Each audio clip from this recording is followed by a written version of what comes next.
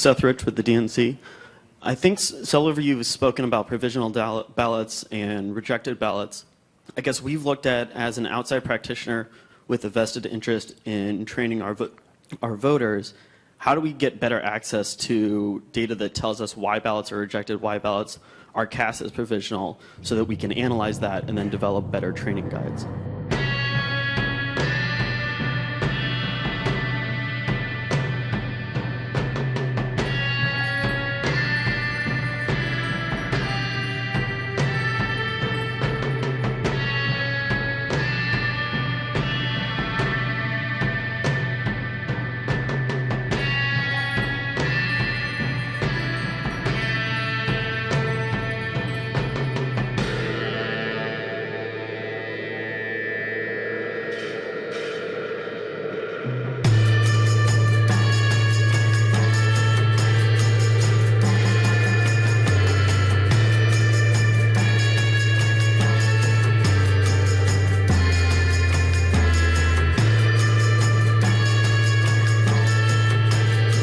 So what are the facts?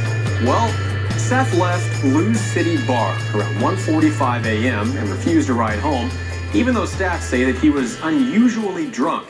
He told them that he was heading to Wonderland Ballroom, another popular bar that was only a 10-minute walk away. But he never arrived. Staff say that he was distressed that night, noticing that something was clearly bothering Rich, who they described as normally a very good-natured guy. It would have taken Seth about half an hour to walk the mile back to his Bloomingdale Row house. But he didn't go straight home, and 2.5 hours later at 4:19 a.m., just a block from his home, he was gunned down by unknown attackers. He was on the phone with his girlfriend at the time, and she says that she heard scuffling noises on the other end of the line, but Rich told her not to worry and hung up. Authorities say that he was shot twice in the back and had bruises on his hands, knees, and face, and appeared to have been in a scuffle with his attackers.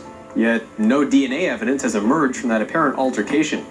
He was taken to the hospital, where he died about an hour and a half later at 5:57 a.m. It all sounds pretty straightforward. But digging deeper, holes begin to emerge. Problems start with the police claim that Rich was robbed due to a high number of recent muggings and robberies in the area. But despite having an expensive watch, wads of cash, and a mobile phone, nothing was stolen. After their son was murdered, Seth Rich's parents said they were open to any help to find the killer or killers. They even suggested they weren't sure it was a robbery. If it was a robbery, it failed because he still had his watch, he still had his money, he still had his credit cards, he still had his phone. So it was a wasted effort, except we lost a life. But their attitudes have changed since then, and now they say it was just a robbery, and anyone contradicting that is simply peddling fake evidence. What brought about that change?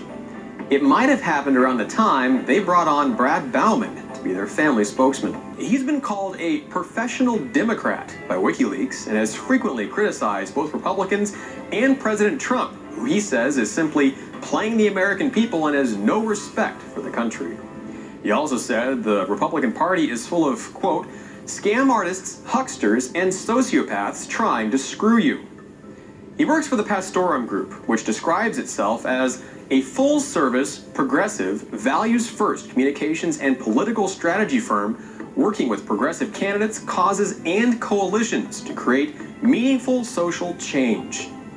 Bauman was also the executive director for the Congressional Progressive Caucus in D.C., the second largest caucus in Congress. Yet according to Bauman, anyone who questions Seth Rich's murder was anything more than a robbery deserves a special place in hell. Strong words from a DNC hardliner. And who's paying for his services? Is the Pastorum Group working for free? Is the DNC footing the bill for Bauman's services? Clearly, the DNC, whose leaked emails revealed a conspiracy to undermine Bernie Sanders' campaign, would have no agenda in controlling the narrative around Seth Rich's murder. And what about the DNC? Where do they stand in this investigation? Well, in our investigation, one name pops up over and over again: John Podesta. During Hillary's campaign, Podesta was her right-hand man, her former campaign chief, who had tens of thousands of his own emails leaked to the press by WikiLeaks. In those emails, Podesta makes a shocking statement back in 2015 concerning potential leakers. He says, quote, "I'm definitely for making an example of a suspected leaker, whether or not we have any real basis for it." That's pretty startling considering his apparent ties to the Seth Rich murder investigation. Where do those ties begin? Well, for starters, with Officer Robert Wingate Robinson. Robinson was one of the first responding officers who showed up after Seth Rich was shot. He was also a student at Georgetown University at the same time that John Podesta was a professor there. And Robinson's sister, Nandy, worked for Hillary Clinton's campaign as a research associate in 2016. Since last May, she's been the deputy research director at the Democratic Congressional Campaign Committee in D.C.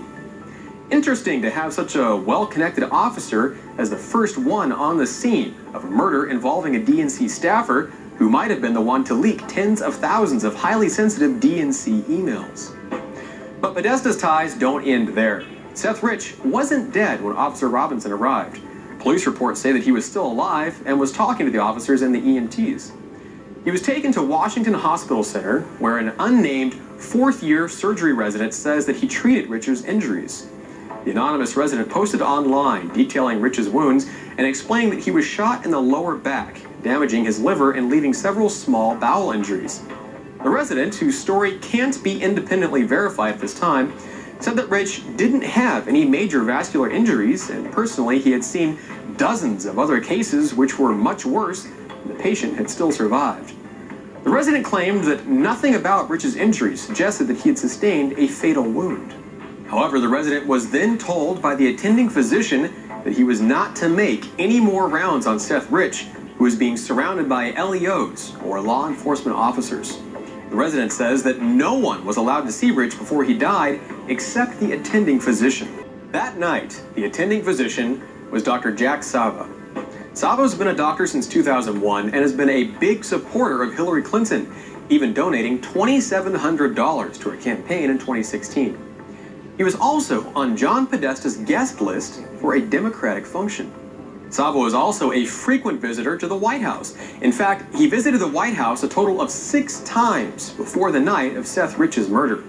His wife visited a whopping 23 times. And it's not clear what their trips involved, but it does seem like a lot of times to visit the White House. And finally, there's Heather Podesta, John's former sister-in-law. Heather serves on the board of the Washington, D.C. Police Foundation right alongside Police Chief Kathy Lanier.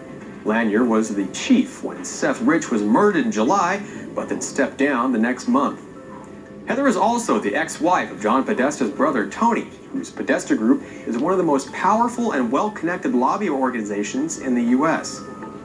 So if all of that is a conspiracy theory, where does that leave us?